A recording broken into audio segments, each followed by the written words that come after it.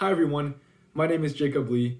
I'm in my 4th year as a communications student here at SFU, and I just want to say I'm really glad and thankful to be as a presenter here at this year's UGC. It truly is an honor. My presentation is called Natural versus Man-Made, a framing analysis on COVID-19 origins. So this was a research paper I did back in the fall in a communication course called News Research and Analysis.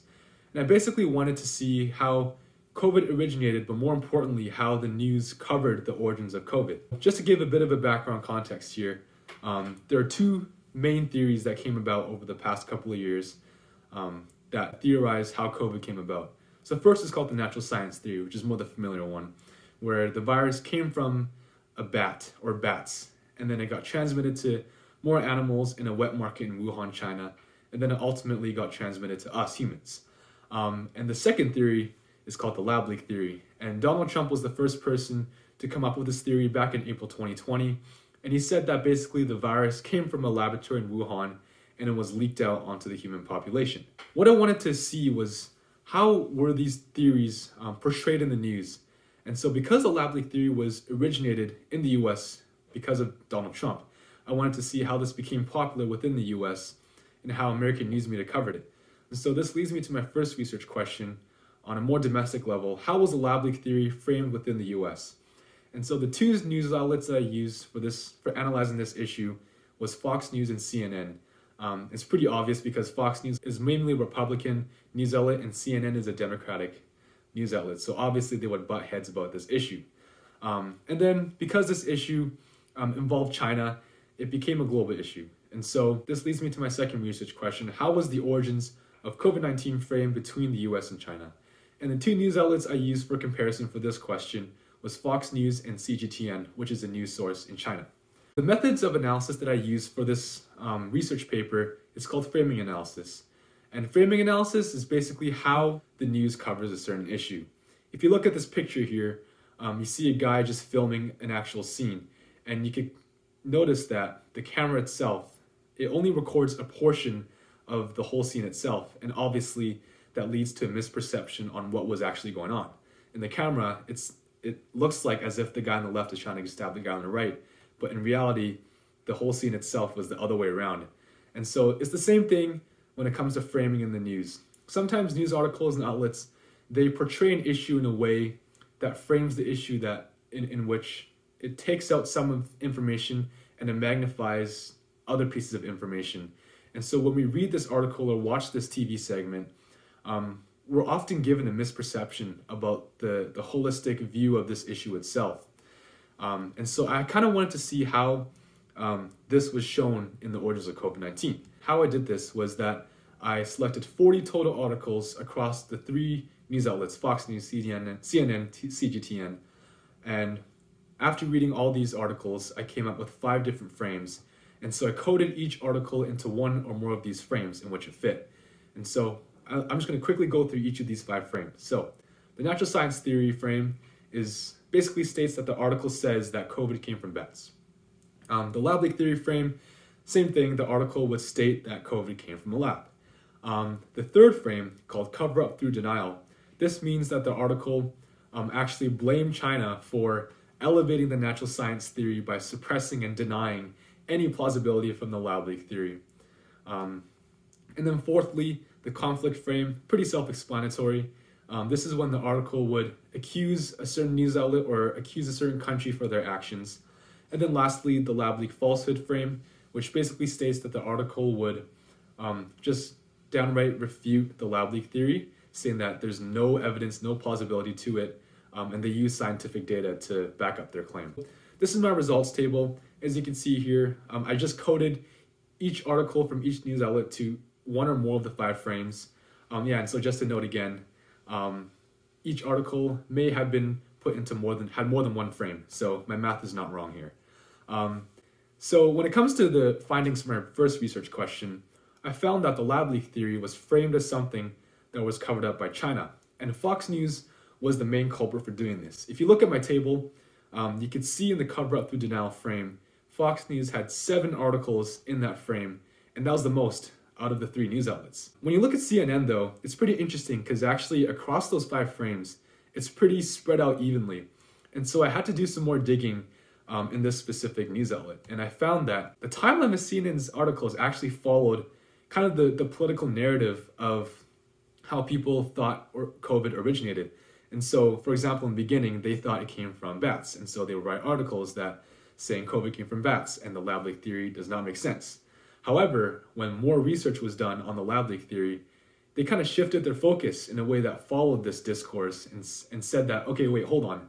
COVID could have come from a lab, but we're not sure. And so this really shows that CNN follows the political agenda and even just the general discourse on COVID. And this really kind of misleads people in terms of how this issue is framed. And so moving on to my second research question, what I found that was China mostly saw this as a political conflict where they're trying to defend themselves from the accusations made against them. And so these two concepts of conflict and defend, this was really shown in the data table here. And so first of all, conflict here, CNN had 12 articles under conflict, which is a lot. And so this really says that they're blaming the US for bringing up this lab leak theory, and they're just saying it's completely false. And so this leads to the second concept of defend, where 10 articles coded into the frame of lab leak falsehoods saying that the lab leak theory is not true. Here's some scientific data to back up the natural science theory, which means the lab leak theory has zero plausibility. To conclude, and I think two really key takeaways that I found from this analysis, and even when it comes to you guys watching when you see news, first of all, reputation is everything. When you look at Donald Trump, as I mentioned before, he's known as this guy who really says unpredictable things. You never really know what's going to come out of his mouth. And so when he first made the remarks about COVID coming from a lab, obviously everyone did not believe him. And this kind of runs a parallel to China, where China is known for hiding things. You can just go back in time and look at other news issues that involve China, such as the Uyghurs or the Chinese tennis player Peng Shuai. They did not disclose all the information about these two issues, and the public had no idea what was going on in these two stories. And so the common thread that comes from these two parallels is that just because COVID came from China does not necessarily mean that they're the ones to blame. And just because Donald Trump came up with the lab leak theory does not mean we should immediately discredit him. Secondly, the other main takeaway is that the influence of news articles is very important. When it comes to the framing of news in general, the problem is the shift from the focus on the issue itself to the politicization of the issue. The articles frame the narrative in a way that really suits their political motives. We live in an information society, so if all we're doing is pumping out articles that politicize an issue, and it can be any news problem, by the way, it can be COVID, it can be climate change, it can be your downstairs tenant being too loud, anything. Our reaction is to allocate our energy and resources to the politics of the issue instead of putting that same energy and resources to actually resolving and investigating further on the issue itself to solve this problem. If you just take the downstairs tenant example, maybe people from the neighborhood would take sides in terms of who's right, who the neighbor has the right, or the downstairs tenant has the right to be loud, or the upstairs person has the right to control their household, or whatever. This doesn't really solve the problem. It just creates a rift between the two parties. And so what really needs to be solved is the problem itself. And so measures need to be taken place in terms of how can I negotiate with my downstairs tenants so they won't be as loud and I won't be as annoyed, whatever. Same thing when it comes to the news. It all comes down to solving the problem itself and not politicizing it. Just situate yourself as a journalist and just say to yourself, as you write an article, how am I going to get people to solve this issue? Because if there's a problem, our human tendency is to fix it. But a lot of the times, our human tendency is also to assert our own values and assert our own opinions on this issue, and consequently, other people will be mad because their opinions don't align with ours. And so ultimately, it is up to us when we see news articles, when we watch news stories, it's up to us to really identify the frames that are being used on these news articles and issues, and just to zoom out and really see the holistic picture of the whole news issue and just ask yourself, like, man, how is this issue actually being solved? How is this being tackled? And how this should not be politicized. So that's basically the gist of my presentation. I just want to say a huge thank you to Dr. Ahmed Al-Rawi, who is my professor in this course, and he gave me a tremendous amount of help and a lot of guidance for doing this. So big thanks to him.